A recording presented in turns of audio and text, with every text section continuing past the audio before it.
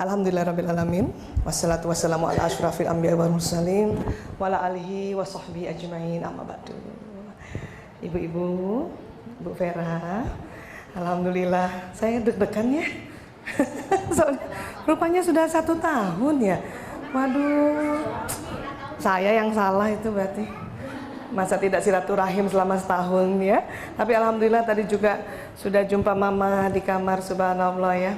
Banyak kemajuan, alhamdulillah. Itu contoh orang tua kita yang penuh semangat ya. Bu, itu jimat Bu, disayang-sayang ya. Ya, baik ibu-ibu yang dirahmati Allah, alhamdulillah, apa kabar? Baik ya, alhamdulillah ya. Alhamdulillah Ramadan penuh berkah, Ramadan selalu membuat kita gembira ya. Walaupun nambah tugas Bu, tapi insya Allah itu selalu dihitung oleh Allah ya, insya Allah, amin ya rabbal alamin ya. Ya. Kalau emosi sudah bisa diatasi Bu? Sudah, alhamdulillah ya. Yang lebih mudah diatasi menghadapi suami atau anak? Tapi tahun ini sebenarnya gembira juga nih. Saya sering baca di grup sekolah-sekolah, ibu-ibu agak gembira karena tahun ini sekolah libur ya. Jadi nggak berantem bangunin anak pasca subuh kalau dia tidur lagi. Saya baca di grup, oh iya juga ya. Tapi baiklah kalau begitu. Hari ini kita mau cerita, barangkali ada sahabat-sahabat yang sudah juga pernah dengar di Baitur Rahman, nggak apa-apa kita ulang ya. Penciptaan Nur Muhammad ya. Di bulan Ramadan ini tentu kita akan selalu mendengar banyak nasihat ya, mendengar banyak tausiah tentang Ramadan ya. Hari ini mungkin tidak khusus tentang Ramadan, tetapi tentang penciptaan Nur Muhammad ya. Ya. Sumbernya jelas Al-Quran dan hadis, dan ada 2 buku ya yang sangat inspiratif. Itu satu buku Misteri Potensi Gaib Manusia, itu karangan Profesor Dr. Ahmad Syauqi Ibrahim ya. Dan satu lagi buku Kehidupan Sebelum dan Sesudah Kematian, buku dari Syekh Abdurrahim bin Ahmad Al-Qadi ya. Ini dua-duanya penulis Timur Tengah, tapi 2 buku ini sudah diterjemahkan dalam bahasa Indonesia. Buat ibu-ibu yang senang membaca, ini juga buku yang sangat luar biasa yang bisa menambah wawasan kita ya. Namun sebelumnya ibu-ibu, ada bapak juga ya. Maaf ya Pak, 1 doang ya. Jadi bapak dan ibu-ibu serta anak-anakku semuanya ya. Tentunya bicara tentang penciptaan Nur Muhammad, ini memang kajiannya lebih banyak ke kajian tasawuf ya. Jadi kita mungkin membacanya atau melihatnya dari para kajian-kajian ulama sufi ya. Apa sih penciptaan Nur Muhammad Sallallahu Alaihi Wasallam ya? Kita buka slide pertama ya. Jadi pernah Jabir ibnu Abdullah radhiyallahu an bercerita, aku bertanya, katanya, wahai Rasulullah, demi Allah beritahukan kepadaku apa yang pertama kali Allah ciptakan sebelum segala sesuatu diciptakan. Jadi Jabir pernah tanya. Kemudian Rasulullah SAW menjawab, nur nabimu wahai Jabir. Cahaya itu pun berputar-putar sesuai takdir yang Allah kehendaki. Pada saat itu belum ada lauh ataupun kolam, belum ada juga surga, neraka, malaikat, juga belum ada bumi, matahari, bulan, jin dan manusia. Ya. Makanya mohon maaf sekali, ini memang kajiannya lebih ke ranah tasawuf ya. Tetapi saya sangat yakin, insya Allah keyakinan ini betul. Kalau ini disampaikan di Rumil, ya sudah bisa diterima, ya, insya Allah. Kemudian dalam kitab Ahkam karangan Ibnu Qattan dicantumkan bahwa Nabi SAW bersabda, aku adalah cahaya di hadapan Tuhanku sebelum Adam diciptakan. Makanya ini tidak disyiarkan secara umum, khawatir nanti membingungkan ya kan? Nanti tentu anak-anak langsung bilang, yang benar mana duluan nih, Adam apa Nur Muhammad, kan gitu. Kalau manusia yang duluan diciptakan adalah Nabi Adam alaihissalam, tapi sebelum semuanya yang diciptakan adalah Nur Muhammad atau cahayanya, ya. Kenapa saya mau cerita ini? Karena ini erat kaitannya dengan teknologi zaman sekarang. Dan saya berharap teknologi zaman sekarang jangan membuat kita terpesona dengan teknologi itu. Ya, makanya sudah saatnya kita mulai mengetahui tentang hal ini, ya. Lanjut. Kemudian para ulama-ulama mencari bukti-bukti sebesar apa nurnya Rasulullah itu, atau sebesar apa cahayanya seorang Nabi Muhammad SAW itu, ya. Dinyatakan dalam As-Sirah Nabawiyah karangan Ibnu Hisham bahwa Ibunda Aminah binti Wahab ketika sedang mengandung Nabi SAW, dia berkata bahwa dari dalam perutnya keluar cahaya yang dengannya dia bisa melihat negeri Syam. Wah. Ada yang hamil nggak Bu sekarang? Alhamdulillah. Pantas Ibu lebih bercahaya dari kami. Orang hamil tuh lebih bercahaya karena cahayanya datang dari diri dan dari janinnya. Dan doanya lebih kencang loh Bu. Doakan kami ya Bu.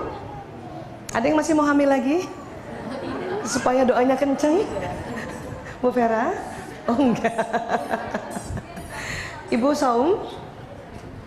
Alhamdulillah. Bayangkan sudah hamil saum, ya. Itu nggak saum aja orang hamil bercahaya, apalagi plus saum. Apalagi kalau umurnya sudah mulai ya 40 ke atas. Wah, mantep tuh. Jadi masih boleh yang 40 tahun ke atas hamil. Itu boleh kita pegang tangannya langsung, Bu, doakan anak saya ya. Anak saya SBMPTN belum selesai. Ya, itu boleh begitu ya. Ini kisahnya malah, jadi waktu Rasulullah di dalam kandungan ibunya, dari cahaya yang janin ini Ibunda Aminah bisa melihat negeri Syam. Jauh itu negeri Syam itu. Sekarang namanya apa negeri Syam? Syria, betul. Betul. Negeri Syam dulu tuh negeri metropolitan, Bu. Mallnya udah banyak dulu tuh. Ya, karena Rasulullah dan kafilah-kafilah di Arab Saudi itu, atau khususnya Mekah Madinah, belanjanya kemana? Kulaannya kemana? Negeri Syam. Nanti mereka jualan di Mekah dan Madinah, ya.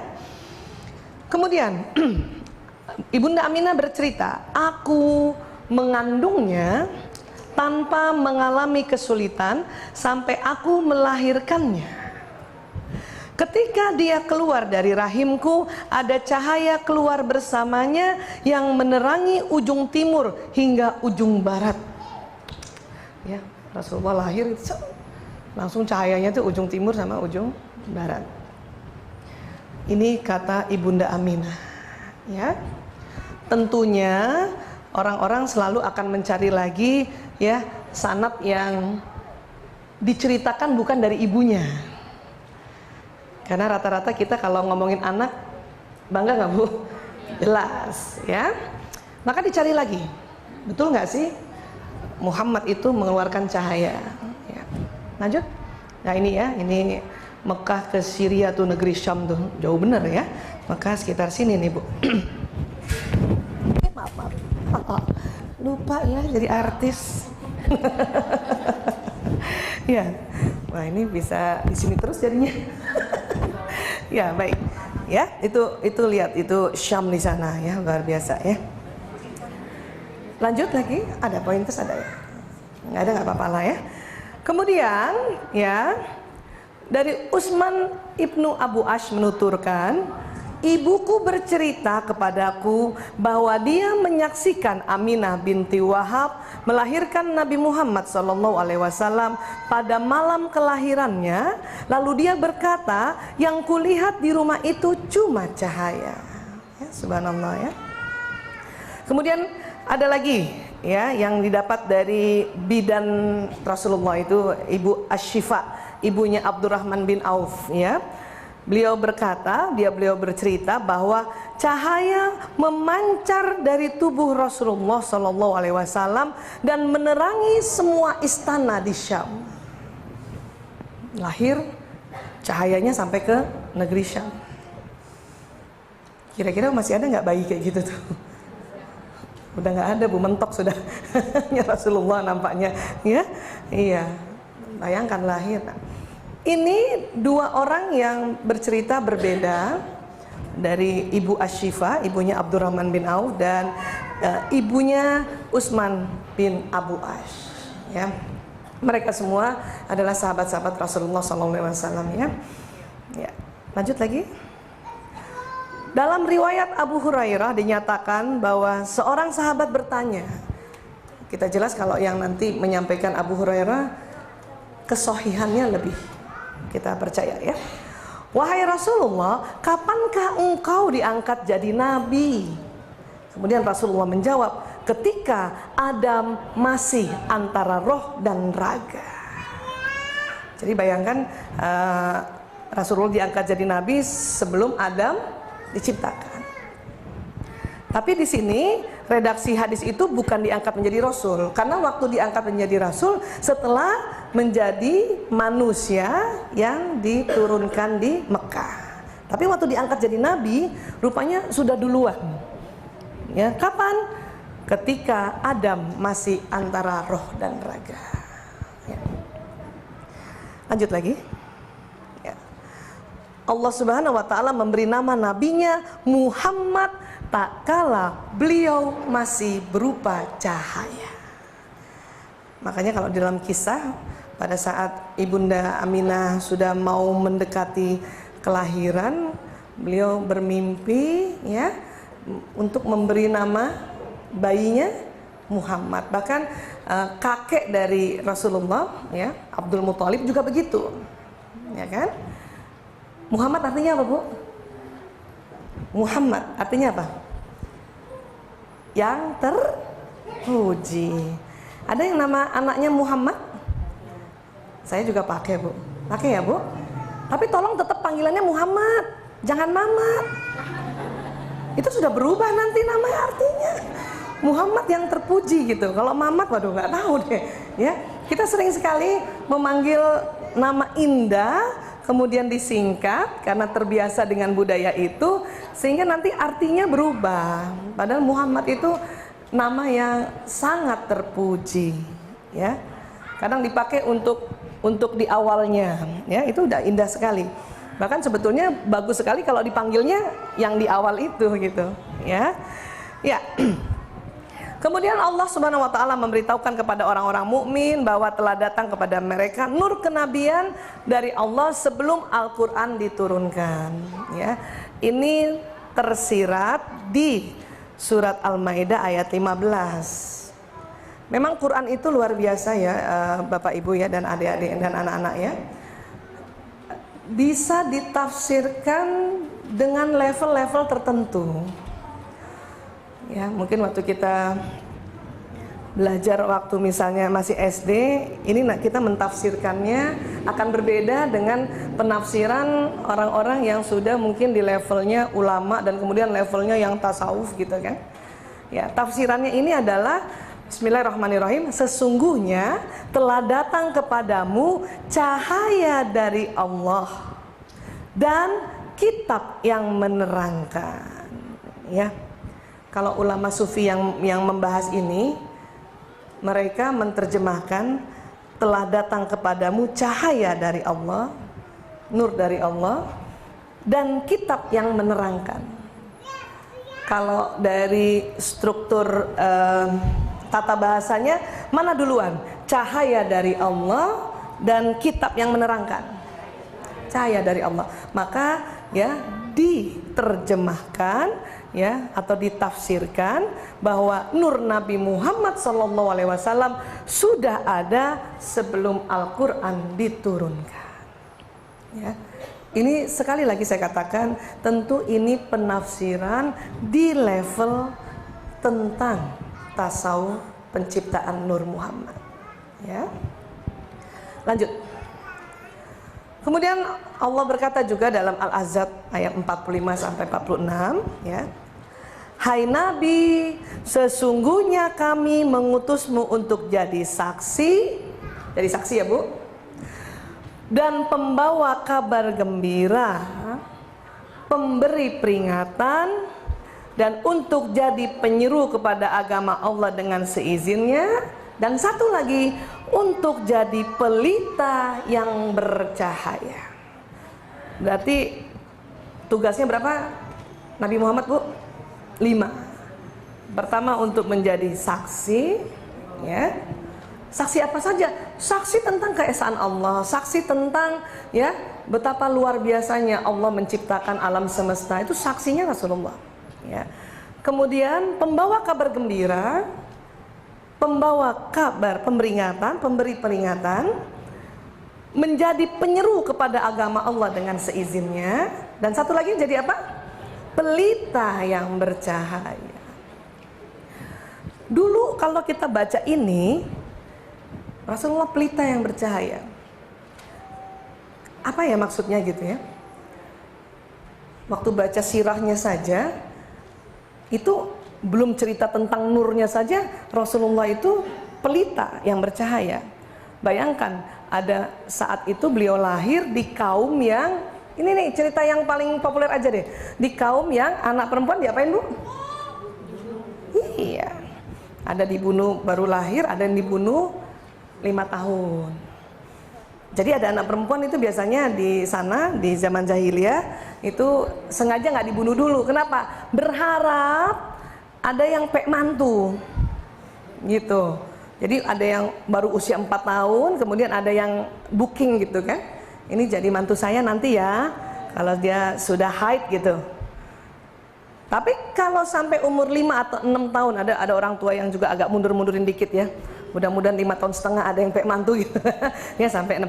Tapi patokannya setelah 6 tahun tidak ada yang meminangnya, maka dibunuh, dikubur hidup ya. Dipakaikan baju yang terindah, diberikan mainan yang terbaik. Tapi bapaknya sudah menyiapkan lubang di padang pasir, dibawa Allah ke padang pasir, main, menjelang maghrib didorong oleh ayahnya sendiri, ditimbun. Kemudian Rasulullah datang dengan anak perempuannya banyak banget dan tidak melakukan itu. Itu sudah pelita, itu sudah pencerahan namanya. Kalau kita misalnya menafsirkan bahwa Rasulullah itu pelita yang bercahaya, baru dari kisah itu saja sudah pelita gitu. Tetapi ditafsirkan lagi di sini bahwa Nabi Muhammad itu cahaya, betul-betul memang cahaya yang sinarnya itu tidak ada yang bandingkan, ya. Karena apa? Ibu tahu pelita nggak Ibu? Masih ada nggak sih? Ibu kebayangnya pelita kayak apa Bu? Petromax? Ya Bu, minyak tanah gitu ya. Iya. Kayak apa pelita itu? Bersinar nggak? Dia pelita itu bersinar plus bercahaya. Ya, udah gitu ya, terus bercahaya, gitu. Makanya disebutnya pelita. Kalau ini berapa ini? Hah? Bersinar. Mentok nggak cahayanya? Kesana nggak? Ya. Tapi kalau pelita tuh sudahlah bersinar, dia bercahaya. Jadi Rasulullah dianggap seperti itu karena memang kalau kita simpulkan bahwa semua alam semesta termasuk kita, ya, termasuk Lauh Mahfuz itu diciptakan dari Allah, dari nurnya, ya, cahayanya Rasulullah. Baru cahayanya aja gitu. Kan luar biasa ya. Lanjut. Kemudian juga dikisahkan ya, walau alam bisawab, tapi ini yang sudah kaji para ulama. Kayaknya kita udah nggak mampu lagi untuk kita terima saja dulu saringan dari kajian ini. Kenapa? Untuk ya menambah wawasan ya. Jadi Allah menciptakan pohon keyakinan, syajaratul yakin. Kemudian sebetulnya Allah sudah menciptakan duluan Nur Muhammad, baru kemudian menciptakan syajaratul yakin. Kemudian Nur Muhammad diletakkan ya di antara tirai dari mutiara putih gitu. Ibu kebayang nggak kalau dibilang tirai mutiara putih? Kayak apa? Ih, zaman dulu ada tuh yang kerek gitu kan, yang mutiara putih, kalau kita sibak gitu bunyi kliting kan gitu ya. Ya, ceritanya begitu. Lalu kemudian Nur Muhammad membaca tasbih sekitar 70.000 tahun lamanya. Wah, lama sekali ya. Kemudian Allah menciptakan Miratul Hayat, cermin kehidupan, diletakkan di depan Nur Muhammad. Diceritakan di situ bahwa Nur Muhammad sangat malu pada Allah sehingga mengeluarkan keringat. Nah ini lagi nih, ini jangan kebayang keringat kayak saya gini ya. Bayangkan keringat dari Nur Muhammad. Wah, kayak apa ya? Yang pertama itu ternyata keringatnya cuma 6 tetes ya. Kemudian Allah menciptakan tetesan pertama menjadi ruh Abu Bakar. Tetesan kedua Umar bin Khattab radhiyallahu anhu. Tetesan ketiga Utsman bin Affan radhiyallahu anhu. Tetesan keempat Ali bin Abu Thalib radhiyallahu anhu.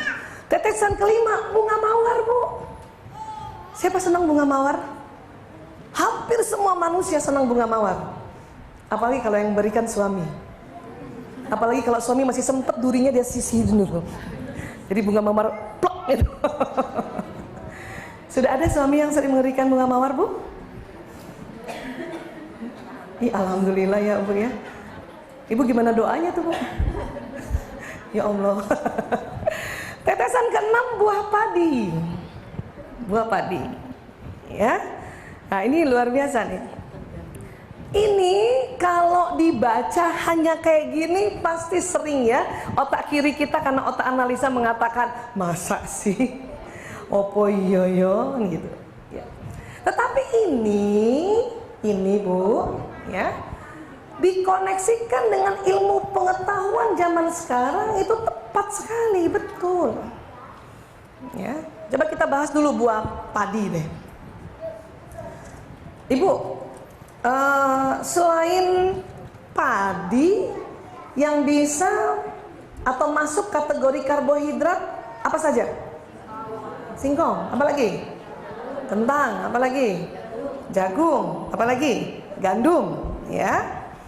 Tetapi riset tahun 92 di Fakultas Gizi di London, dari semua karbohidrat yang paling power energinya itu padi. Ya. Nanti padi jadi apa, Bu? Beras. Nanti ada yang tanya tuh, mana yang lebih power, Bu Aisyah? Beras hitam atau beras merah? Pokoknya yang hasil dari padi itu power. Ya. Terutama apa? Terutama untuk membuat energi dan cahaya. Maka di dunia yang masyarakatnya makanan pokoknya padi, wajahnya lebih bercahaya, betul? Siapa saja, Bu, selain orang Indonesia? Hah? Cina jelas, apa lagi? Jepang, apa lagi? India, Thailand, hampir semua Asia. Dan ingat, walaupun kita orang Asia mungil, tapi energinya luar biasa. Eropa makan gandum, gandum juga karbohidrat, hanya dia dampaknya untuk pertumbuhan sel. Jadi orang yang rajin makan gandum itu memang ototnya ya bercahaya juga, tapi memang lebih bercahaya kalau makanan pokoknya padi. Karena ternyata padi itu diciptakan dari tetesan ke-6 Nur Muhammad. Bayangkan dari cahaya langsung ke situ, gimana nggak bercahaya? Makanya saya sekarang kalau makan nasi seneng banget. Saya nggak pernah musuhin nasi. Banyak orang memusuhin nasi, saya mah enggak. Apalagi ditambah ilmu ini. Kata suami saya, kenapa kamu nambah nasi? Supaya lebih percaya. Mas, tahu nggak? Padi itu tetesan ke-6 dari Nur Muhammad. Oh gitu ya? Iya. Bahkan orang yang sedang diabetes mellitus pun tetap harus makan nasi walaupun ditakar. Kan gitu. Siapa yang suka nasi, Bu? Kalau nggak makan nasi nggak nendang? Aduh, berita gembira ini, Bu. Insya Allah. Ya. Nah, kemudian kalau Abu Bakar As-Siddiq, Umar bin Khattab, Utsman bin Affan, Ali bin Abu Thalib, kenapa mereka ini sangat mulia kedudukannya?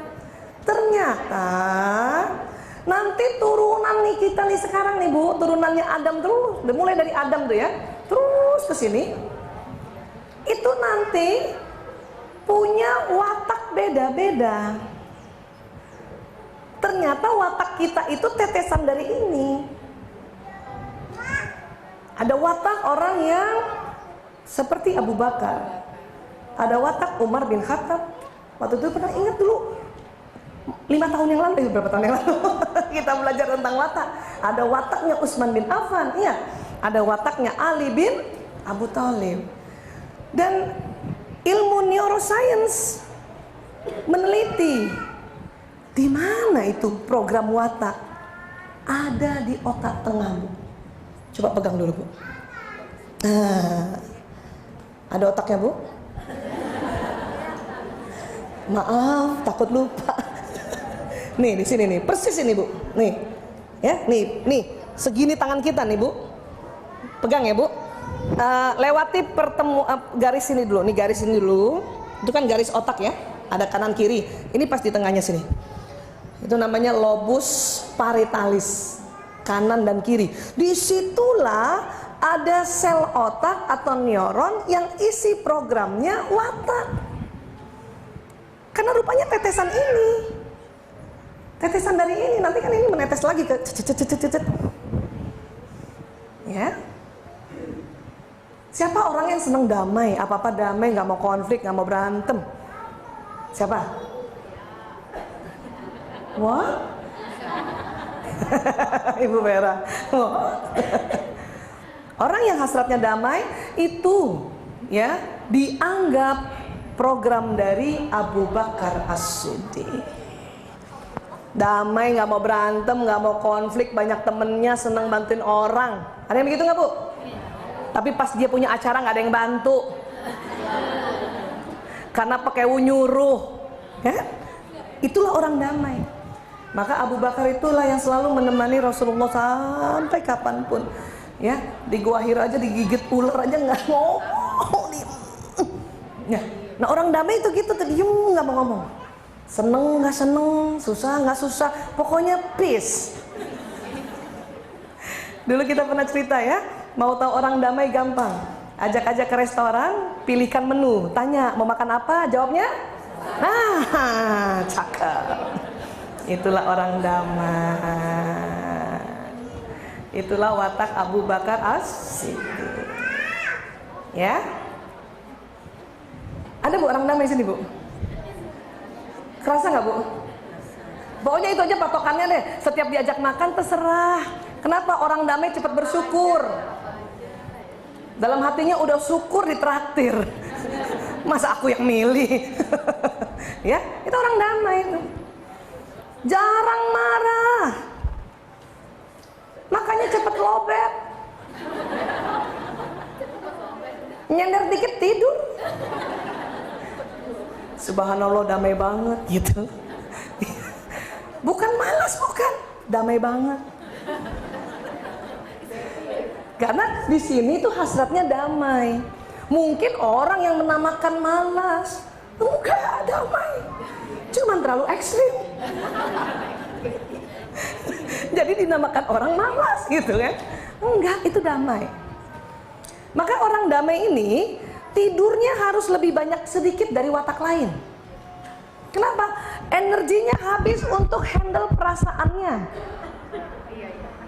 Karena dia selalu bilang damai, damai, marah no, damai yes, marah no, damai yes, gue. Ya.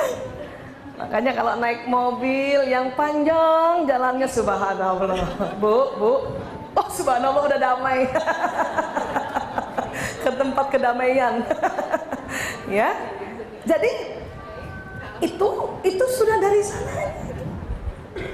Itu tetesan dari ini semua, ya.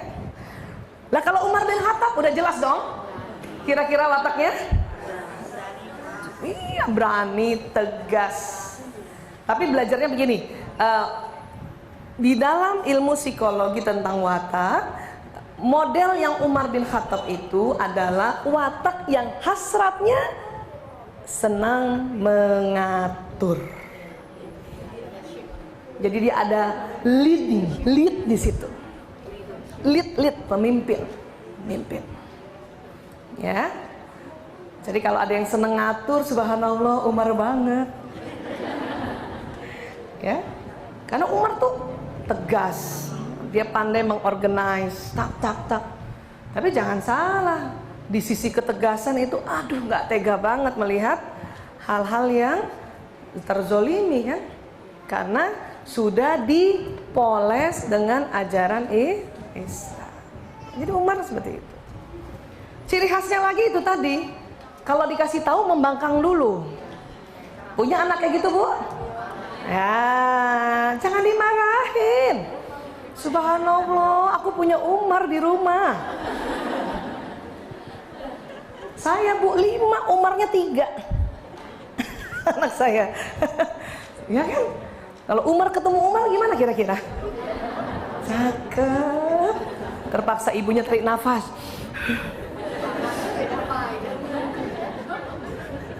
Anak saya kan ibu tahu semua ya, 4 laki kan? Lanang, Prio, Kakung, Jaler, nah Ragil ikut, alhamdulillah ada di tengah-tengah kita ya, perempuan sendiri. Lanang sama Prio itu ada watak Umarnya, Bu. Ada watak Umarnya, tapi kombinasi-kombinasi ya. Yang pertama Umar kombinasi Ali, ya. Yang kedua Umar kombinasi Utsman. Kalau yang keluar saat itu, yang pertama keluar watak Alinya dan yang kedua watak Utsmannya, itu soulmate. Tapi kalau pas Umar kedua yang muncul, la ilaha illallah. Dan saya terlanjur tahu ilmu bahwa laki-laki memang secara fitrah suka bersaing. Dan pada saat dia bersaing di awal, sebetulnya kasih ruang waktu dulu untuk bersaing, belajar kompetisi. Tidak boleh langsung nggak boleh begitu rupanya. Tapi kita perempuan, otak perempuan itu otak berkumpul, bukan otak bersaing. Makanya lihat anak laki 2 bersaing, la ilaha illallah. Untung ada ilmu apa? Tarik nafas. Masih ingat nafas kita, Bu? Buang ke kiri masih? Pernah mereka berantem sebelah kiri, saya bilang sebentar, pindah dulu. Ibu kenapa? Mau tarik nafas. Gitu. Berantem kadang mereka, tetapi kata para ahli biarkan kasih ruang waktu dulu untuk apa? Belajar kompetisi supaya apa? Pada saat nanti saat usia dia bekerja, dia kuat kompetisi, nggak cengeng. Laki begitu memang. Kalau kita nggak begitu, kita berkumpul, Bu. Kita selalu bersahabat. Terasa nggak, Bu? Kita nggak mau bersaing. Perempuan berkumpul, apa yang didapat? Mengumpulkan informasi.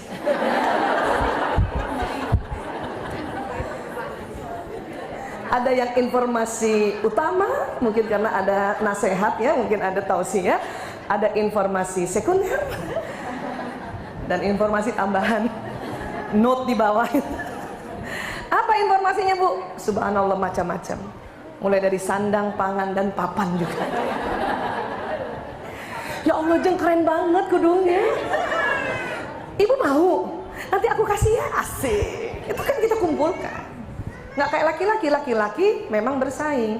Makanya laki-laki itu lebih seneng rapat, meeting, karena itu bersaing. Bersaing konsep, bersaing ide. Maka dipaksa oleh Allah Jumat kumpul untuk dengar nasihat. Kalau kita nggak usah disuruh.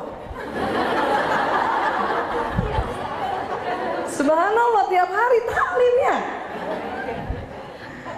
Foto aja berkumpul. Nggak ada yang mau di pinggir, takut di cropping. Semua ke tengah, gaya duyung dah. Itu kita perempuan memang senang berkumpul, ya. Jadi kalau kita juga sudah tahu tentang watak tuh enak juga gitu. Kapan dipisahkan kalau anak laki sedang bersaing? Apabila kata-katanya sudah tidak indah lagi. Satu, atau sudah mulai ada gelagat mau saling memukul, baru kita ada apa? Kalian boleh bersaing karena kalian laki banget, ya. Yang nggak boleh apa? Memukul dan berkata-kata jelek. Diam deh mereka. Tapi mereka senang dikasih ruang dan waktu untuk dulu bersaing. Begitu pemimpin memang bersaing. Bayangkan kalau mereka memang sudahlah laki-laki sifatnya Umar. Tetapi kalau misalnya yang satu sifatnya Umar, yang satu sifatnya Abu Bakar, kira-kira siapa yang mengalah? Jelas. Tapi tetap di awalnya ada persaingan. Pasti, kasih saja ruang waktu. Ya, kasih saja ruang waktu, nggak apa-apa. Ya. Baik. Utsman bin Affan, masih ingat watak Utsman bin Affan? Ini pemikir, rapi, teliti, hasratnya sempurna. Lakukan semuanya dengan benar. Ada yang seperti itu, Bu? Dia selalu berharap melakukan dengan perfect. Kalau ekstrim baru namanya perfeksionis. Ya, ada Bu yang kayak gini, Bu? Coba buka dompetnya semua. Siapa yang rapi 10.000 sama 10.000, 5.000 sama 5.000, 2.000 sama 2.000? Kepala pahlawan hadap kanan-kanan semua mana? Sudahlah, itu cocok lah, sudahlah. Itu jelas watak Utsman bin Affan. Ya. Nggak bakal ketuker watak Utsman bin Affan untuk mencari pensil dan pensil alis, nggak bakal ketuker. Watak lain bisa, aduh, cari pulpen nggak ada. Tapi penting banget nih, nomor HP kan, pensil alis. Watak lain bisa begitu. Ada pengakuan. Ya, tapi subhanallah, watak Utsman nggak bakal begitu. Karena tertata rapi. Utsman bin Affan itu sahabat Rasulullah yang rapi, ya, rapi, pemalu. Semua bajunya bagus. Makanya Utsman lah nanti yang mengatur mushaf dengan telaten. Ya kan? Ibu-ibu yang watak Utsman, rasakan gitu? Nggak mau kan ibu nyerahin kerjaan sama orang lain? Selalu ingin ibu sendiri? Iya. Bahkan nginep di hotel aja, mau pulang aja bebenah. Kata anaknya yang bukan watak Utsman, udahlah Bu, kan kita mau check out, nggak enak dilihat. Siapa mau lihat?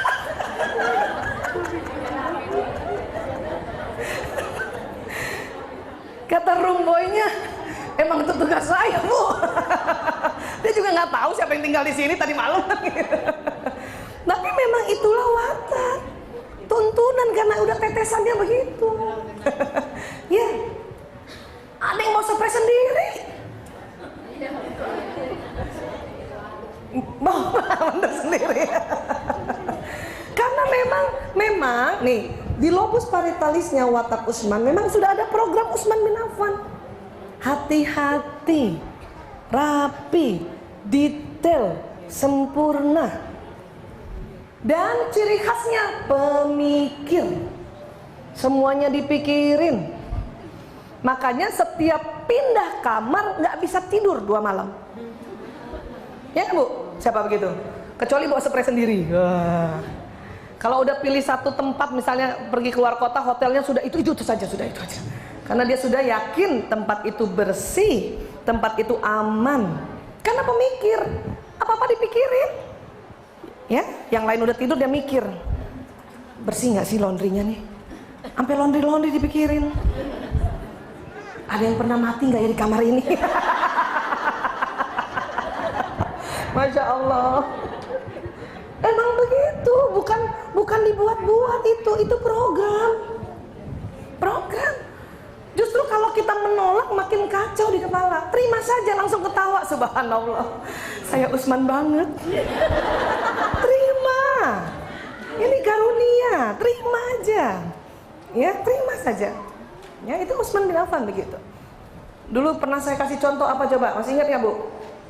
Pencet pasta gigi dari bawah. Masih ingat?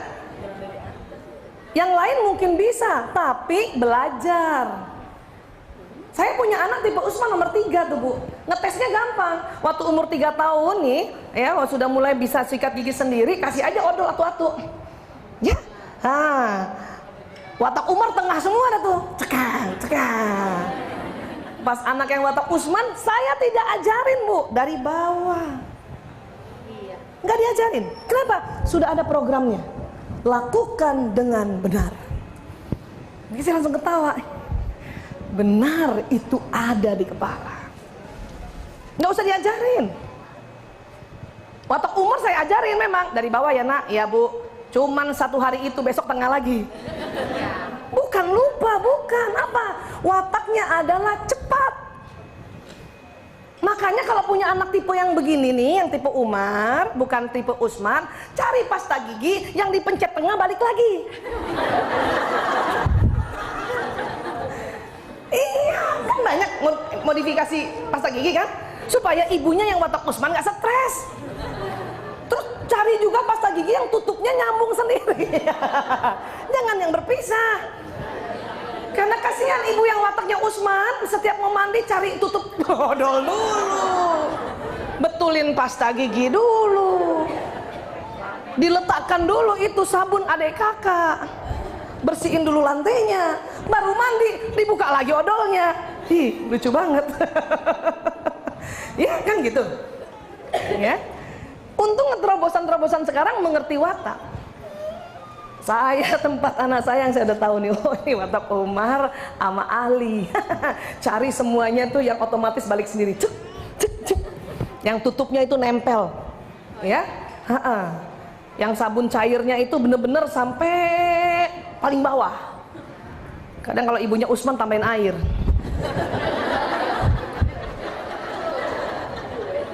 Siapa tuh? Bukan belajar loh, ada juga watak belajar. Kalau saya belajar, ya. Tapi ada yang dari kecil tuh, nggak tahu, nggak ada yang ngajarin, nggak pernah ikut John Robert Power segala. Kok dia tahu sabun habis dikasih air kocok-kocok. Bahkan ada anak yang memang wataknya Utsman bin Affan, sabun batang kecil aja ditempelin sama sabun baru.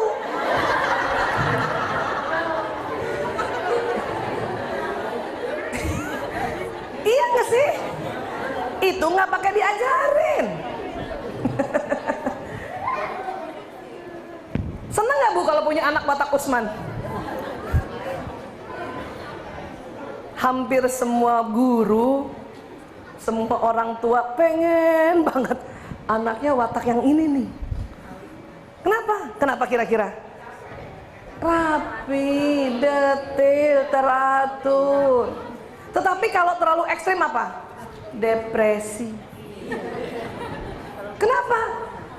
Karena merasa orang lain gak ada yang rapi serapi aku. Iya lah. Iya. Anak yang watak Utsman itu selalu punya target, Bu. Matematika target 10. Dapat 8 aja nangis. Datang watak yang satu lagi yang damai kan, kenapa kamu nangis? Aku cuma dapat 8. Ya Allah, aku 6 aja nggak nangis. Karena damai. Orang damai cepat bersyukur. Iyalah. Maka orang damai suka bingung lihat watak ini pemikir yang perfect. Bunda, kok dia 8 nangis? Ya, anak saya yang ketiga tuh dapat jelek nangis, sementara yang keempat santai banget. Gak apa-apa lagi Mas Kakung, ada pekan ulangan kedua. Tapi kan ini dihitung nanti, dijumlahin, dibagi. Gak apa-apa, ada belas kasihan guru.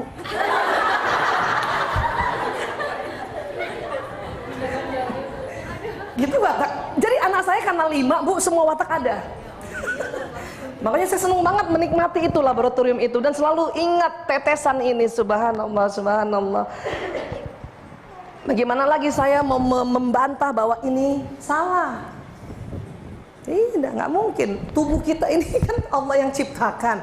Program-program itu tentu dari tetesan-tetesan itu gitu. Ya, hanya memang tidak cuma satu watak kita sudah tetapi ada dominasinya sekitar 70%. Tinggal digabung. Ali bin Abu Thalib bagaimana? Itu watak spontan. Selalu gembira.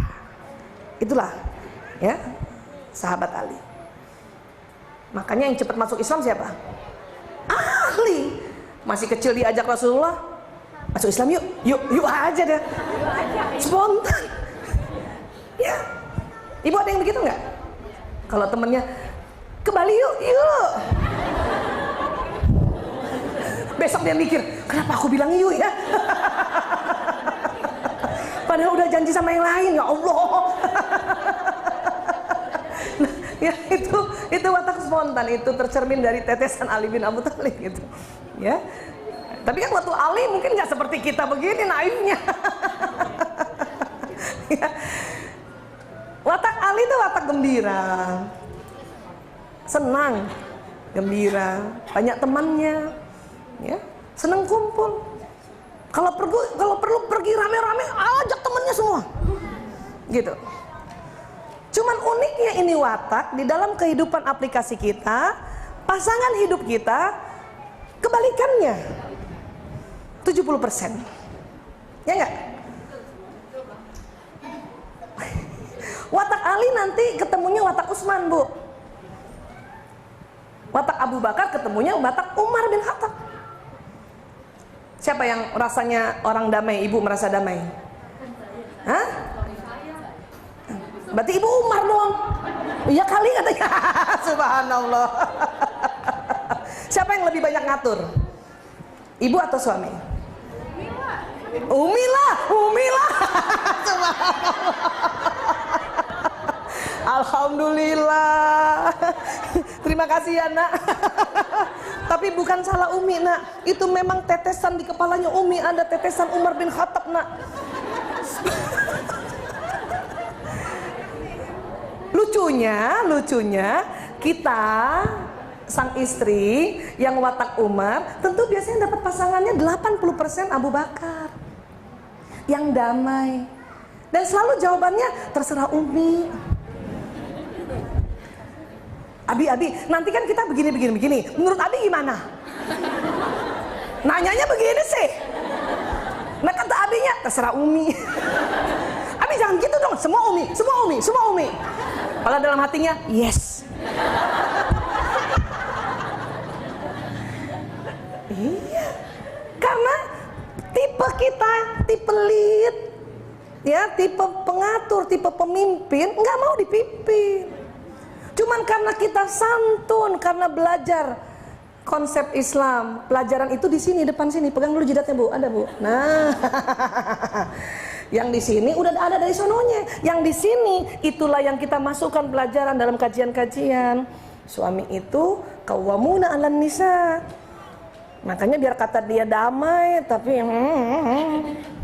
itulah nanti pahala tercatat. Hebat. Istri yang bentuknya Umar bisa taat pada suami bentuk Abu Bakar. Itu mengalir dia punya pahala. Walaupun sambil gini-gini juga sih. Lama deh. Untung di otak kita ada lagi tuntunan. Segera baca istighfar kalau sadar. Astagfirullah. Itulah keterkaitan antara program watak kita yang di sini plus dengan yang kita pelajari yang masuk di otak intelektual, di frontalis.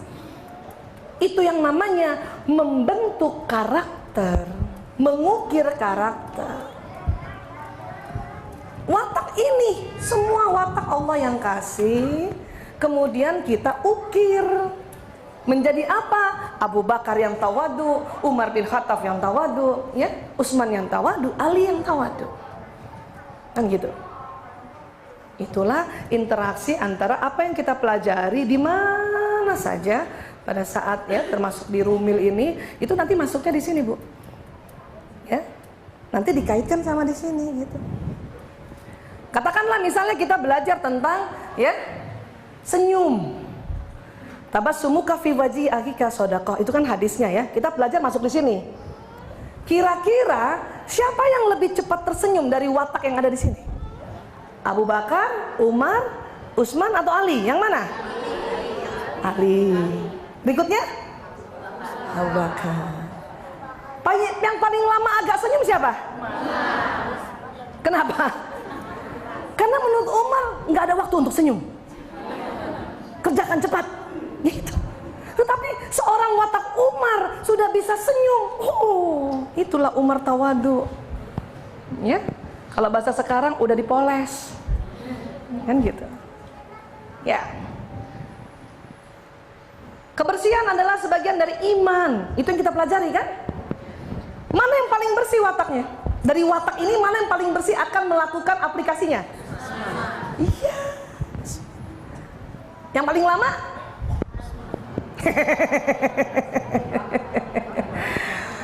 Siapa yang kalau ambil baju di lemari yang di tengah, ya, angkat dulu baru tarik? Itu watak Utsman bin Affan. Siapa yang tarik doang?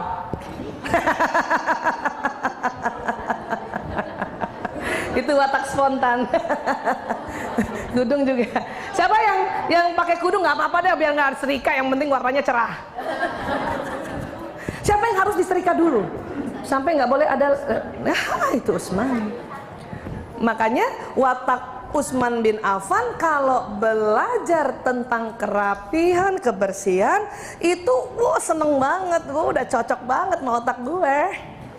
Tapi pada watak yang lain, katakanlah watak Ali dan Umar, bahkan Abu Bakar, dia mau belajar kerapihan, itu mungkin walau alam bisawab, ya, pahalanya lebih banyak. Kenapa? Karena melakukan sesuatu yang lebih berat. Karena semua watak akan juga setiap nanti konsep-konsep peraturan dalam Islam, ada yang menemukan mudah saya lakukan, ada yang agak sulit saya lakukan, ada yang entar aja deh ya. Ya begitu. Memaafkan itu sangat mulia dalam Islam. Kira-kira watak mana yang cepat memaafkan? Ya. Yang agak lama memaafkan watak mana? No, Umar itu cepat marah, cepat baik. Yang mana? Utsman bin Affan, watak pemikir. Karena dia apa-apa dipikirin, jadi sakit hatinya lama. Watak ini tuh, Bu, inget banget siapa orang yang menyakiti hatiku. Kapan, di mana, waktu itu ngomong apa dan bajunya apa, tahu. Makanya untuk, ya, tuntunan bahwa memaafkan itu mulia, memaafkan, dia tahu. Tapi ya Allah, susah banget sih, gitu. Ya, tapi kalau dia sampai bisa, itu effortnya tinggi. Ya, saya bisa memaafkan, tapi saya tidak bisa melupakan. Itu kata mereka. Itu udah TOPBGT tuh, alhamdulillah, barakallah. Gimana caranya, Bu? Ya itu tadi, untung inget taklim, katanya memaafkan itu lebih mulia, kan gitu. Itulah. Jadi jangan heran kenapa ada pelajaran taklimnya sama, tapi diaplikasikannya beda-beda. Ada orang menit itu juga dilakukan, ada yang minggu depan. Butuh apa? Butuh penguatan. Harus saya ulang-ulang itu bahwa memaafkan adalah mulia, harus saya ulang-ulang. Untuk saya bisa memaafkan. Jadi bukan tidak bermakna. Bermakna semua, hanya harus ingat ada program watak yang nanti membedakan kita inilah dinamisasinya. Ya. Bisa paham ya Bu ya? Alhamdulillah. Kalau watak Utsman ngelipet selimut gimana Bu? Gimana Bu? Alhamdulillah. Tuh kan sama walaupun nggak pernah belajar John Robert Power kan? Tuh ujung ke ujung katanya. Kalau yang watak Ali bin Abi Thalib bagaimana kira-kira? Anak saya yang pertama tuh Ali banget ya. Luar biasa, dia perpaduan Ali sama Umar lagi. Nak, lipat selimutnya nak. Nggak usah Bu, ntar malam dipakai lagi. Saya langsung ketawa. Tararanan. Sebentar aja, malam ini aja nak. Kenapa? Ayah datang. Emang kenapa? Ibu dimarahin kalau kamu nggak lipat. Malam ini aja Bu ya. Saya nggak perlu terlalu bertanduk yang mau jadi apa kamu, nggak perlu gitu juga. Karena saya tahu orang yang tipe Ali bin Abi Thalib punya kecerdasan lain lagi. Bukan kecerdasan ketelatenan, tapi apa? Ide yang cemerlang. Kan gitu. Anak saya tuh kadang-kadang saking buru-burunya, ya Allah Bu, atas kotak-kotak bawah garis-garis. Untung sekarang dimaklumi. Tapi laki-laki bayangin, sekolah kedokteran pakai hem kotak-kotak bawahnya garis-garis. Walaupun garis-garis agak suram-suram gitu, ya Allah. Kenapa? Karena golnya cepat dan gembira aja lagi Bu. Nggak apa-apa lagi katanya gitu kan. Insya Allah nak bagus sih. Tapi yang lebih bagus lagi kalau ganti. Oh Ibu, karena watak Ali tidak suka dicela. Kalau mau memberi nasihat pada watak yang tipe spontan itu adalah puji dahulu, ya, baru kasih arahan, kan gitu. Itulah saya bilang bagus sih nak, dan lebih bagus lagi ganti bawahnya nak. Dia seneng ikut. Oh gitu ya Bu, ya gantilah. Yang mana Bu? Kasih kembang-kembang. Itu kakaknya Ragil tuh namanya Mas Lanang. Dia tuh punya celana kembang-kembang, nggak tahu beli di mana. Dia kos di Jogja soalnya.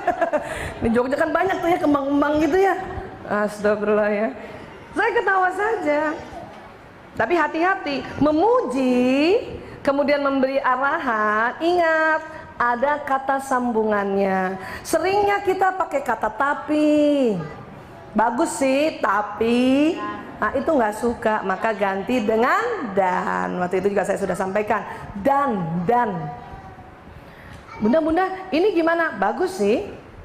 Kalau kita melihat bagus. Cuman kalau kita pakai tapi lagi, anak-anak udah hafal. Tapi saya belajar itu untuk mengatakan dan. Bu, aku ke rumah temen ya. Iya nak. Selama ini kita gimana? Iya nak, tapi nah, jangan pulang malam-malam udah pakai tapi, pakai jangan kan. Bu, aku pulang ya nak. Aku main rumah temen. Iya nak. Dan cepat pulang ya. Asik kan? Jadi dia masuk ke kepala, dan cepat pulang, dan cepat pulang, dan cepat pulang, dan cepat. Kalau tapi jangan lama-lama. Tapi jangan lama-lama. Jangan lama-lama. Lama-lama.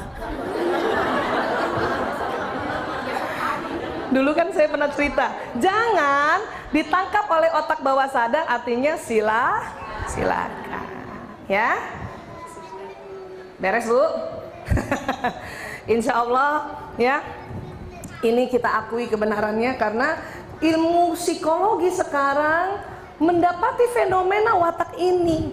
Mungkin dia tidak namakan ini karena mungkin waktu menemukan fenomena watak ini, maaf, bukan dari kajian Islam, bukan Muslim, maka dia menamakan dengan nama-nama yang lain.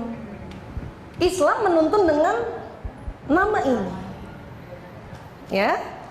Kalau pernah buku baca Personality Plus, siapa yang pernah ikut MW? Pasti punya buku kuning tuh, buku sakti itu. Pernah dengar watak koleris, melankolis, flegmatis, sanguinis. Nah, koleris itulah sebetulnya penelitian yang arahnya ke Umar bin Khattab. Melankolis ini yang arahnya ke Utsman bin Affan. Flegmatis ke Abu, sanguinis yang ke Ali bin Abi Thalib. Yang gitu. Jadi ini ada, subhanallah ya. Baik, ada yang mau tanya dulu tentang ini? Watak-watak supaya tambah mantap gitu. Oh gitu. Sampai di rumah lihat semua suaminya ya Bu? Yang mana kan beli? Ya. Kalau ibu merasa sudah Utsman dan kemudian suaminya watak Ali bin Abu Thalib yang selalu ceria, sudah benar Bu. Ya. Sayangilah dia. Karena kadang-kadang istri yang wataknya Utsman kan rapi banget, dapat suami yang Ali bin Abu Thalib kan yang spontan banget, berantakan banget, slorde banget. Udah, itu soulmate-nya udah. Jangan merasa selama ini kita beda, nggak usah begitu. Karena sesungguhnya di bawah sadarnya watak Utsman itu senang lihat berantakan. Ya, watak melankolis itu sesungguhnya senang lihat berantakan. Dalam hatinya, cihuy, ada yang gue rapiin gitu. Jadi nggak usah marahin anak yang spontan, nggak usah marahin suami yang spontan, udah seneng aja. Kenapa? Karena semua pergerakan yang kita lakukan dengan kalimat Bismillahirrahmanirrahim, jatuhnya ibadah. Kan keren Bu. Jadi kalau lihat nanti sebentar lagi ya, para asisten rumah tangga pulang, kemudian ibu melihat tumpukan setrikaan, bergembiralah. Subhanallah. Pahala buat aku. Gitu Bu. Karena bayangkan Bu, maaf ya, seandainya idealnya kursi ini tidak begini, kemudian kita betulkan dengan Bismillahirrahmanirrahim. Ya Allah, sorga Bu, sorga.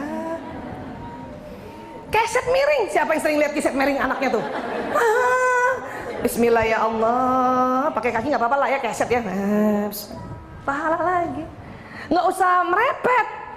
La ilaha illallah. Susah amat sih keset rapi. Kita nih lucu ya kalau marah sama anak, Allah yang dimarahin. Ya Allah.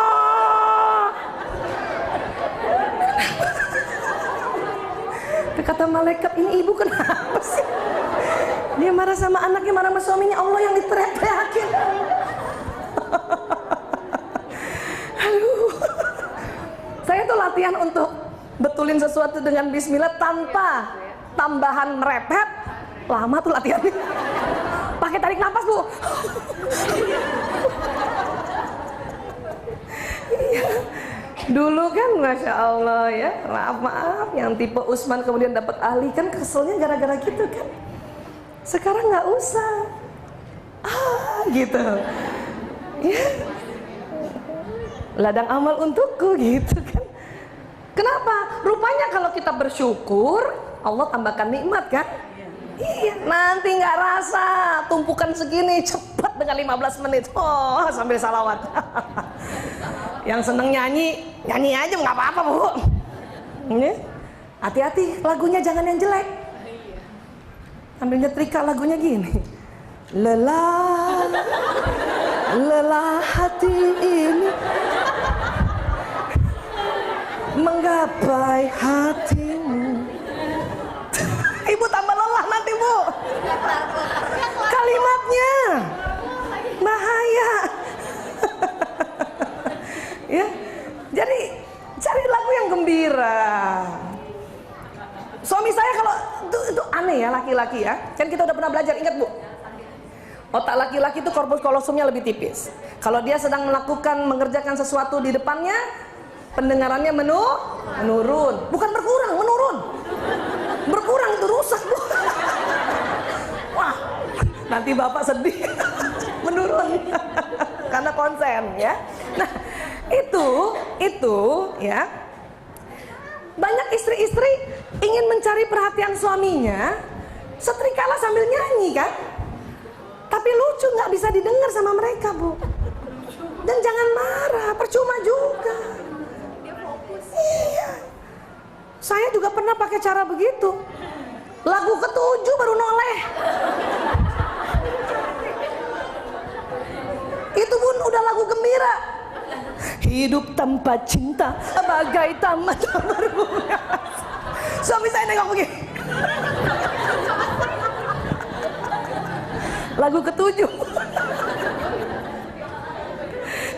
mengerikan nih kalau udah mulai masuk dekat-dekat Syawal tuh udah deh. Semua dikeluarin. Ya. Jadi jangan marahkan suami. Suami memang tidak dengar. Ya Bu. Dan tidak usah juga gaya-gaya di sampingnya dengan kita bekerja keras, nggak bakal dilihat. Selain memang tidak dengar karena konsentrasi, sudut mata pria itu tidak selebar wanita. Coba tangan ibu gini semua. Lihat jari tengahnya. Fokus di jari tengah. Apakah masih bisa melihat samping kanan kiri? Laki-laki tidak bisa. Baru tahu ya? Nah, kemana aja Bu? Laki-laki tidak bisa. Dia hanya sebatas jempol dan kelingking dia lihat lurus. Itu karena retina matanya. Maka ibu nggak usah terlalu gimana-gimana gitu kalau pengen di samping suami pengen dilihat, ibu gaya-gaya gitu nggak percuma. Depan mukanya. Makanya saya suka heran. Ya, maaf ya saya suka aja kalau di tempat restoran. Ya maaf ada ta'aruf gitu ya, yang perempuannya di samping yang gimana-gimana gitu. Nggak dilihat.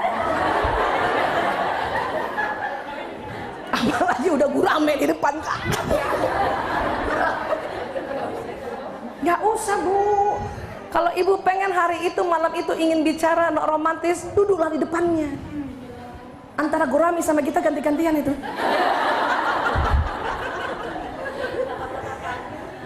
Kenapa? Karena laki-laki tidak suka lihat wajah. Dia lebih suka lihat benda. Jangan marah kalau suami ngomong sama kita, dia lihat cuma muka kita sebentar, lihat benda lagi. Apakah gadget, apakah gurame, pokoknya dia benda. Ya kan, lagi buka puasa maksudnya, nah. Dipikirin, kok gurame kan? Ini anaknya sahabat saya, makanya kalau lihat dia ingat bapaknya. Jadi laki-laki itu memang senang lihat benda. Perempuan senang lihat wajah, itu anatomi matanya. Laki-laki senang lihat benda, laki-laki senang lihat benda bergerak, dan laki-laki senang menggerakkan benda. Maksudnya bola diem ditendang. Nah itu. Jangan marah juga pada anak laki kalau kita, nah ya Umi lihat TV lagi. Bukan mau membangkang, bukan. Memang dia tidak tahan lihat wajah. Matanya tidak bisa tatap-tatapan dengan mata kita. Makanya salah kalau nasihatin anak laki suruh lihat Umi, lihat Umi, lihat Umi. Dia akan begini ngeliat, terus Uminya ngeliat jalan gini. Yang sopan kalau mama ngomong sama Umi, lihat Umi, ya Umi, dilihat lagi. Akhirnya 1 jam cuman lihat Umi, lihat Umi. Kapan ya, paham ya Bu? Laki-laki tidak bisa kayak kita lihat di tengah, tapi kita bisa lihat kanan kiri. Kenapa? Karena Allah ciptakan mata kita itu untuk menjaga sarang. Jadi kalau kita lagi masak, ngelihat di sini masih bisa lihat tikus lewat. Ada orang baru datang, siapa tuh? Laki-laki nggak bisa begitu. Salah kita kalau titip anak sama suami yang lagi ngerjain pekerjaan di laptopnya.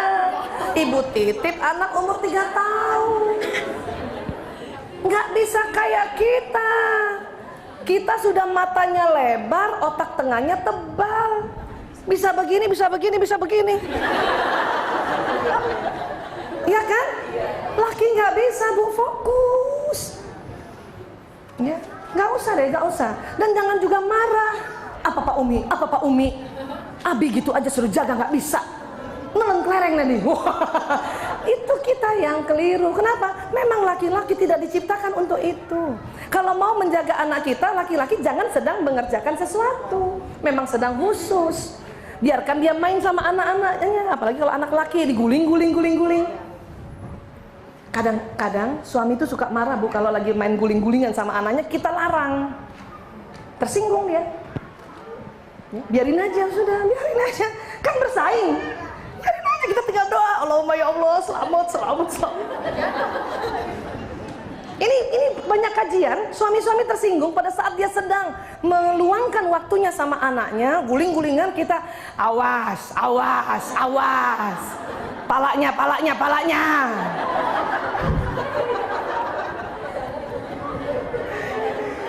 Tersinggung, apa kata suami kita? Ya udah, males lah Abi main marah. kita marah lagi. Bayangin saya 4 begituan, Bu. Diguling-guling sama bapaknya. Astagfirullah. Allah, saya sampai doa gitu ya. Ya Allah, ila jasad Ismail Fatahil alam. Doain Al-Fatihah. Bayangin selamat. Lakukan saja itu karena doa ibu kan kenceng. Tapi kalau kita bilang awas, palanya, itu pun terjadi ntar kejeduk. Pas kejeduk kan kita bilang tuh kan papa.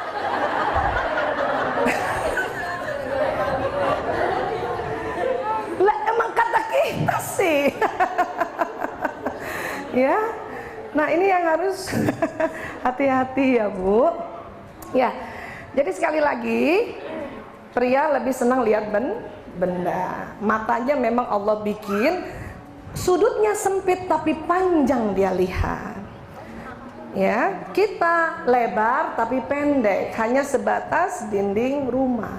Laki-laki panjang. Maka kalau laki-laki bawa mobil dan sedang dia mau nyalip, sudah Bu, pasrahkan saja. Nggak usah ribut di samping, awas lihat kanan kiri, awas lihat kanan kiri, lihat kanan. Kata suami, ngapain lihat kanan kiri? Itu nyalip di depan sana. Udah tahan mulut, udah. Allah, mentang-mentang 20.000 kata. langsung saja bilang bidangnya, memang bidangnya. Ya, saya cerita gini supaya di bulan Ramadan saling memperhatikan watak kita, saling melihat, oh iya ya kayak gitu ya, nggak usah nesu, nggak usah marah, nggak usah. Sudah nggak pernah marah lagi kan kalau dijawab oka handphonenya? Udah nggak pernah? Masih juga? Ya Allah, diulang lagi dong ini. Udah nggak usah marah. Berapa laki-laki per hari? Ayo, saya mau ulang dulu nih komunikasinya. Ingat, 7.000. Ibu lulus ujian nasional. Perempuan 20.000. Yang pendiam 16.000. Yang kayak saya sama Bu Vera 24.000. Ya Bu, kayak gitu ya. Jadi coba amati watak yang mana, kami, saya dan suami, anak yang mana, sehingga waktu kita melihat sosok itu benar-benar holistik gitu. Manusia tuh holistik, sehingga waktu kita mau membinanya, mendampinginya, kalau bahasa psikolog sekarang mentreatmentnya tidak salah. Kenapa? Yang namanya membuat karakter itu ya asal kata dari karaso. Ya, karaso artinya mengukir. Ini bahasa Latin. Bahasa Padang juga sih. Apa bahasa Padang karaso? Iya, karakter itu karaso, to mark, mengukir. Jadi kita ingin mengukir pribadinya suami kita mengukir diri kita, mengukir anak kita. Harus tahu bahan dasarnya apa kalau mau diukir. Kayu kah, besi kah, batu kah, itulah kaitannya dengan ini. Ya Bu ya, bisa paham ya? Jadi jangan juga merasa udah susah dirubah, emang dari sononya. Pernah dengar kata-kata itu? Maksudnya wataknya begitu, tapi bisa dipoles, bukan dirubah, tapi dibentuk, diukir. Ya? Maaf. Ini bahan dasarnya apa Bu? Tetap kayu nggak? Tapi bisa diukir jadi? Ya. Kira-kira kalau diukir mejanya bentuknya kotak bisa? Bisa. Tapi tetap bahan dasarnya kayu kan? Iya. Begitulah watak kita. Maka ukiran yang terindah adalah ukiran Islam. Ya. Akan menjadi watak yang tawadu. Ya. Oke. Sepakat ya Bu ya? Ya. Jam berapa sekarang? Aku nggak lihat jam ya. Oh masih lama ya? Masih banyak stoknya nih. Lanjut ya. Sepakat dulu tadi watak udah ya? Naik sedikit dulu. Setelah itu Allah memandang Nur Muhammad. Karena tersipu malu, Nur Muhammad pun mengucurkan keringat kembali. Sehingga dari keringat hidungnya, ini bayangin hidung bentuknya cahaya ya, ya, diciptakan para malaikat, ya, keringat wajahnya itu tadi ini waktu pertama kali kita baca ini agak masa sih gitu, ya, diciptakan kursi arsy, lauh, ya. Kemudian pena, matahari, bulan, beberapa hijab, bintang, dan semua benda-benda yang ada di langit itu dari tetesan ya keringat wajah Rasulullah. Nur, cahaya ya. Para nabi, rasul, ulama, syuhada, dan orang-orang saleh dari tetesan keringat dadanya. Kemudian Baitul Ma'mur itu ada di atas lagi lapisan ketujuh ya. Ka'bah, Baitul Maqdis, dan bakal area masjid di seluruh dunia dari keringat punggungnya. Siapa yang rumahnya dekat masjid? Ya, bakal masjid itu sebetulnya sudah ada tetesan di situ tuh. Cek, tinggal pada saat itu warga di situ tertarik untuk membuat masjid di area situ gitu. Ya. Nah, ini dia. Seluruh umat Muhammad diciptakan dari tetesan keringat dua alis matanya. Insya Allah itu kita ya Bu, dekat sekali ya di alis mata. Kemudian kaum Yahudi, Nasrani, Majusi, dan segolongan dengan mereka, kaum ateis, kafir, dan munafik dari tetesan keringat dua telinga, jauh. Ya. Kemudian bumi yang terbentang dari timur sampai barat beserta isinya dari tetesan keringat kedua kakinya. Ya. Next lagi. Kemudian Allah berfirman, wahai Nur Muhammad, saksikanlah apa-apa yang ada di sekitarmu itu. Jadi sudah diciptakan ini, itu. Kemudian Rasulullah disuruh melihat. Ya. Kemudian Nur Muhammad pun juga membaca tasbih tiada henti kembali 70.000 tahun lagi lamanya. Ya. Setelah itu Allah menciptakan ruh para nabi. Ya. Kemudian dari mana? Dari tetesannya cahayanya Rasulullah. Kemudian diciptakan ruh para nabi. Nanti dari ruh para nabi ini dia berkeringat juga. Itulah diciptakan pengikutnya. Tapi semua bermuaranya di mana? Nur Muhammad. Ya, lanjut. Kemudian Allah Subhanahu wa taala menciptakan sebuah pelita dari batu akik merah. Siapa pernah lihat batu akik? Bukan yang sekarang ya. Ini batu akik punya Allah ini, yang sangat bening dan tembus pandang. Wah, tembus pandang juga. Batu akik sekarang supaya tembus pandang pakai apa Bu? Lihatnya Bu. Wah, pada pernah ya Bu. Setelah itu Allah membentuk Nur Muhammad laksana bentuk raganya tak kala diturunkan ke dunia kelak dan meletakkannya dalam pelita tersebut. Cahaya dibentuk ya. Di dalam pelita itu Nur Muhammad terlihat berdiri seperti orang yang sedang sholat. Sementara itu ruh para nabi yang sudah tercipta itu mengelilingi pelita tersebut seraya terus membaca tasbih dan tahlil dan berputarnya selalu ke kiri kayak tawaf. Karena orang kalau berputar ke kiri itu membentuk energi, ya. Pernah belajar fisika? Dulu ada namanya hukum tangan kanan. Gini, coba ibu gini tangan kanannya. Bergeraknya kemana? Kiri kan? Jempolnya ke atas kan? Nah, makanya orang tawaf itu ilmu ini, ya. Semua bertawaf ke kiri, nanti energinya naik ke atas, berpancar lagi. Nah, energi itulah sinyal yang membroadcast doa-doa kita, umat Islam yang ada di sekitar Ka'bah itu. Makanya semakin banyak orang yang berada di sekitar Ka'bah bertawaf, semakin luar biasa sinyalnya. Ya, makanya Ramadan kan penuh, tambah luar biasa. Tapi hati-hati ngomong. Lagi rame kayak gitu, kita ngomongnya yang santun supaya apa? Kalimat inilah pesan yang akan terbroadcast. Tapi kalau lagi rame nyela-nyela melulu, aduh panas, ya. Penuh, padat. Wah, itu kalimat ini yang akan keluar dan betul-betul nanti terjadi. Banyak di antara kita suka menunggu pas tawaf sepi. Itu kurang power, Bu. Makanya pas mau tawaf rame, gembira harus. Wow, rame. Gitu, jangan aduh rame banget. panas, jangan begitu. Kenapa? Karena memang energi itu selalu berputar, bertawaf dong. Ya. Lanjut. Demikian halnya dengan ruh umat Muhammad yang beriman, mereka diciptakan dari keringat nur Nabi Muhammad. Bagian mana tadi, Bu? Alis, ya. Kemudian setelah diciptakan seluruh ruh umat Muhammad berkata, La ilaha illallah Muhammadar Rasulullah. Ini nanti terkenal dengan istilahnya syahadat ruh.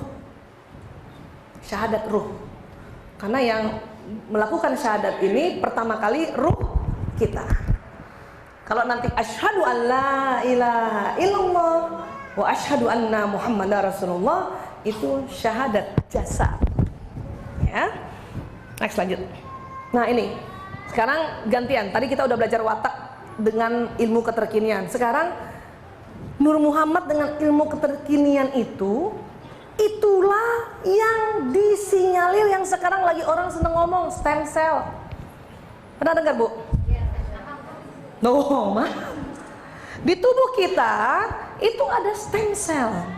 Dan para ahli mengatakan, ya, ahli-ahli yang ulama tapi ya, stem cell itulah Nur Muhammad. Kenapa? Karena memang energi terbesar itu ada di stem cell. Stem cell berada di dalam batang tubuh kita, ya.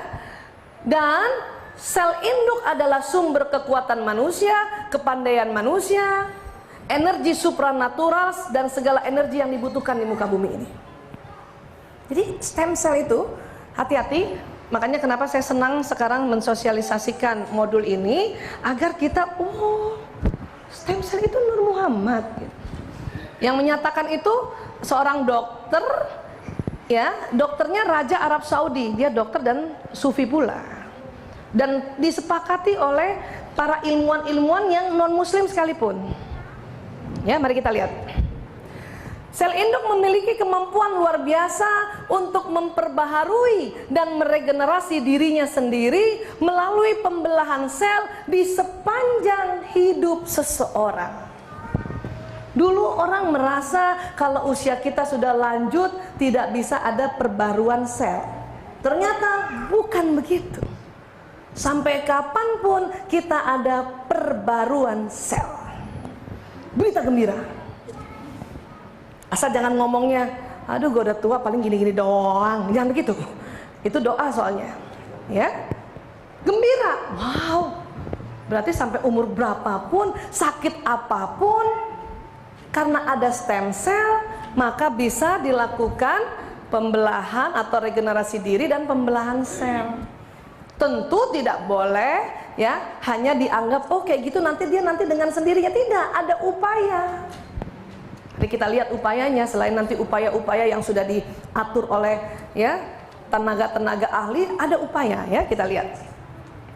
Ini dulu ini waktu sperma ketemu telur ya. Kemudian kan langsung ya, kalau dari segi embriologinya begini, tapi waktu sperma ketemu telur itu di situ tetesan Nur Muhammad tak.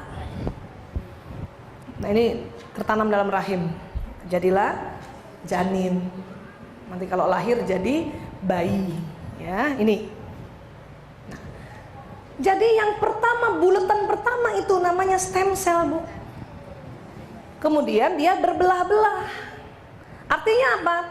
Di tubuh kita nanti stem cell sudah bukan lagi stem cell yang tunggal.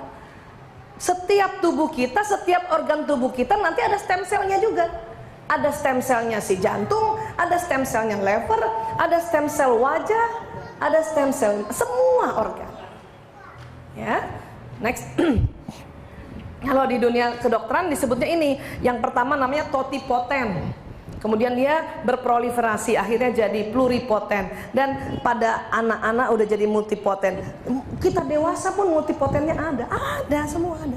Bahkan tulang aja ada stem cellnya, saraf ada stem cellnya. Ya, lanjut.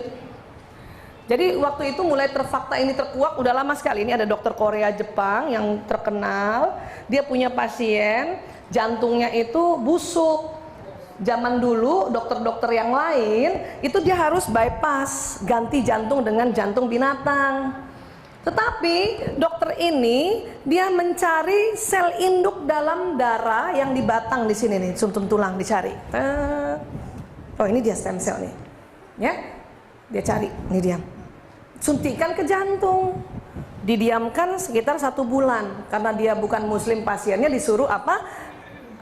Meditasi, mikir tentang Tuhan, karena begitu. Apa yang terjadi? Hasilnya 99% jantung yang membusuk tumbuh sel jantung baru nan muda serta lebih sehat. Asik kan, Bu? Next lagi. Nih, jadi stem cell bukan lagi satu sekarang, dia sudah banyak. Tinggal dicari, disuntikan ke organ yang sakit, bisa ke liver, bisa ke penyakit-penyakit darah, bisa ke saraf, ke tulang juga. Ya. Lanjut. Nah, ini tadi dari totipoten terus gitu. Next. Ya, ini tadi yang saya bilang, dokter Raja Arab yang seorang sufi. Dia mengatakan sel induk itu adalah Nur Muhammad. Teknik yang dipakai oleh dokter ambil stem cell itu dan dimasukkan itu sudah dipakai oleh dokter Ibnu Sina. Ya, Avicenna. Dokter pertama orang muslim. 17 tahun sudah jadi dokter, ya Allah, ya Rob. Ya, pengen juga begitu ya. Cuman nggak boleh di undang-undang pendidikan. Terlalu cepat, ya. Next lagi. Nah, ternyata ya totipotennya itu di setiap manusia ada dalam plasenta. Maaf ya. Ada dalam plasenta. Makanya sekarang banyak sekali tawaran-tawaran setiap anak yang lahir plasentanya diminta untuk karena stem cell awal ada di situ. Untuk apa? Siapa tahu si anak itu sakit, diambillah stem cell dari situ. Bukan hanya untuk anak, saudaranya pun yang satu darah. Cuman memang karena butuh tangki yang bersuhu minus 196 derajat agar kualitas stem cell terjaga, maka menyimpannya tentu mahal. 60 juta sampai 320 juta adalah 15% diskon. Kita kan cari begitu ya. Nggak usah bayar sendiri sebetulnya, boleh sharing kan gitu. Apalagi yang punya penyakit turunan autoimun, lupus, leukemia, anemia. Oh, itu lagi gencar-gencarnya sel-sel itu. Hanya saya sendiri saja, plasenta anak saya 5-5-nya terlanjur saya tanam. Waduh, berarti nunggu cucu. Gitu ya. Iya kan? Iya, malah susah ya, masa sih sesusah ini gitu. Ibu, siapa yang masih simpan tali pusat anaknya yang di sini, yang ini? Bukan yang ini ya, ini kan ditanam biasanya ya. Yang ini. Zaman dulu ibu kita bilang apa? Iya, kalau anak sakit, demam, bersihin dulu, rendam air hangat, diminumkan. Iya gitu ya. Diharapkan sebetulnya stem cell masih mengalir di tali pusat itu. Itu sebetulnya yang mau diambil. Ya, makanya orang tua kita sebetulnya itu dituntun oleh Allah. Hanya sekarang itu baru terkuak. Oh gitu. Yang terlanjur ya taruh di mana ya? Kayaknya nyelip. Ada tuh yang gitu ya. Nyelip di mana, saya masih simpan, tapi ada beberapa ibu yang nyelip. Ya udah deh, Bu. Jadi stem cell itu memang adalah Nur Muhammad, harus masukkan di otak kita. Stem cell adalah Nur. Tetapi kalau dengan cara seperti ini sudah sulit, bisa pakai sumsum tuh. Cuman ini juga tidak mudah, sering terjadi infeksi. Maka bagaimana? Lanjut. Nih, Mampukah kita membangkitkan Nur Muhammad SAW dengan cara yang benar dan tepat dalam batang tubuh kita? Nggak mungkin, susah kalau Islam yang sudah ajarkan. Apa? Dalam surat Al-Ahzab ayat 56, Bismillahirrahmanirrahim, sesungguhnya Allah dan malaikat-malaikatnya bersalawat untuk Nabi. Hai orang-orang beriman, bersalawatlah kamu untuk Nabi dan ucapkanlah salam penghormatan kepadanya. Salah satu manfaat salawat adalah mengaktifasi stem cell di tubuh kita. Nggak usah susah-susah Bu ngambil dari sini Bu. Masya Allah. Memang nggak bisa cuman sekali. Kenapa? Stem cellnya itu, bayangkan ini jantung nih Bu ya. Di antara semua sel, stem cellnya itu kan satu. Entah di mana letaknya secara anatomi. Itulah makanya salawatnya harus berulang-ulang supaya nyari dulu dia. Kalau stem cell sudah kena teraktivasi dengan salawat, maka sel yang lain terinduksi. Makanya langsung teraktivasi semua. Sehat jadinya. Ya. Termasuk wajah kita Bu. Tenang. Banyak yang cari juga kosmetik stem cell ya Bu. Stem cell apa tuh? Domba. Saya mau cerita sedikit. Saya pernah cerita ini di depannya ibunya Mas Bim Bim Sleng ya, Bunda Ivet ya. Beliau itu umurnya 78 tahun Bu, tapi masih bercahaya mukanya ya. Waktu saya cerita gini dia begini, ya Allah dong, kan gayanya gitu tuh Bunda Ivet tuh ya. Pantesan apa Bun? Nenekku tuh ajarin aku sejak aku kecil, masih gadis gitu ya, kayak anak-anak kita gitu ya, kalau bercermin suruh baca salawat. Terus tambahan doanya, ya Allah ya, aktifkan Nur Muhammad di wajahku, begitu. Tanpa dia tahu bahwa itu mengaktifasi stem cell, dia lakukan terus. Saya bilang udah tepat itu Bun, udah tepat. Kenapa? Karena kita bicara, kita sudah salawat dan kita doa untuk mengaktifkan stem cell yang di muka, maka dia 78 tahun ya Allah Bu, masih begini juga nih, begitu juga. Karena dia dampingi anaknya, bayangin. Ya, makanya rock musik, musik grup band Sleng itu diberkahi Allah. Kenapa? Dia, ya ibunya jadi manajernya. Satu-satunya band musik di dunia yang manajer ibunya yang pertama kali adalah Sleng.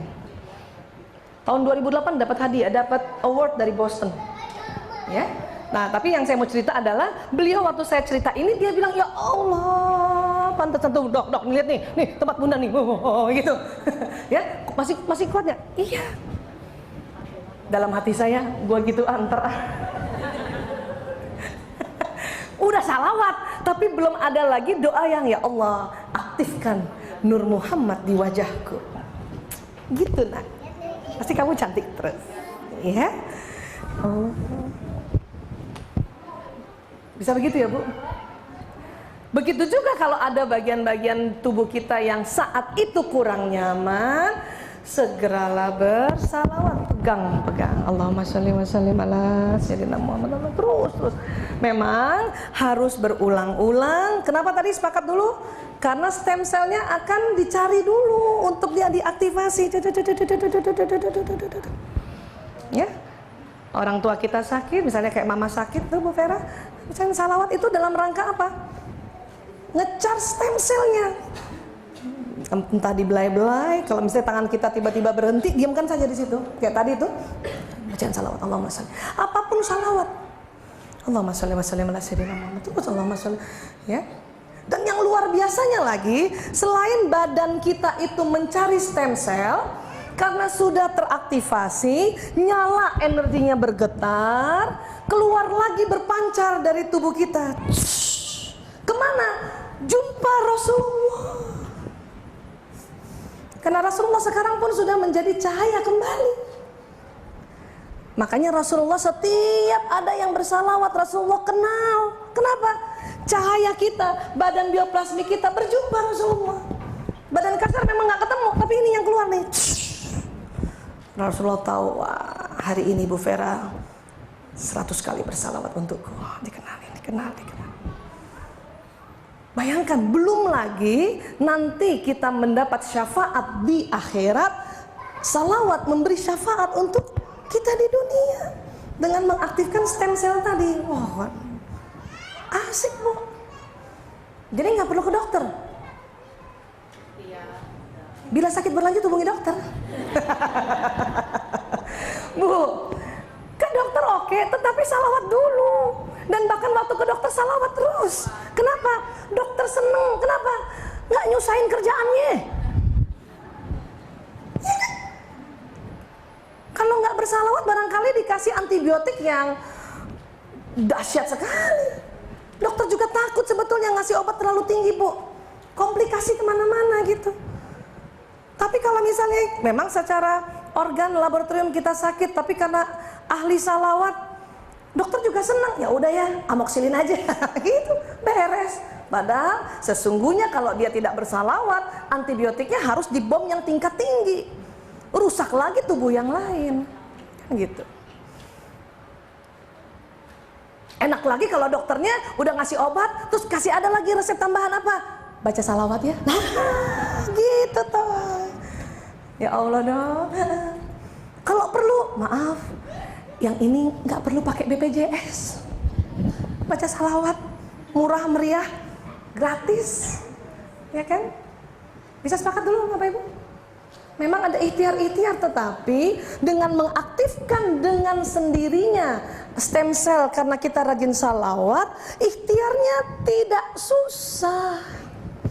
Ikhtiarnya mendapat keringanan. Kenapa juga kalau kita mau membuka doa suruh salawat dulu? Supaya sinyalnya panjang, Bu. Nge-broadcast pesan gampang. 4G. Nggak 8G.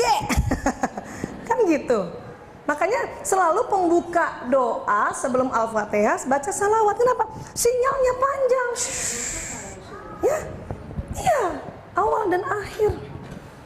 Biar sinyalnya panjang. Jadi apa harapan, apa pesan yang kita broadcastkan, baik pikiran, perasaan dan niatan-niatan doa kita itu terbroadcast dengan cepat. Ya. Ini baru cerita tentang stem cell. Dan Rasulullah juga menjanjikan ya benefit-benefit atau manfaat-manfaat dari begitu banyaknya salawat. Ya, kita lihat sedikit sebentar lagi.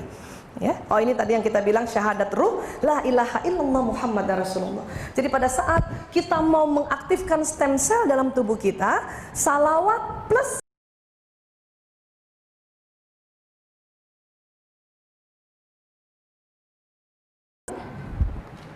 bagian mana Bu? Tunjuk coba. Sini ya.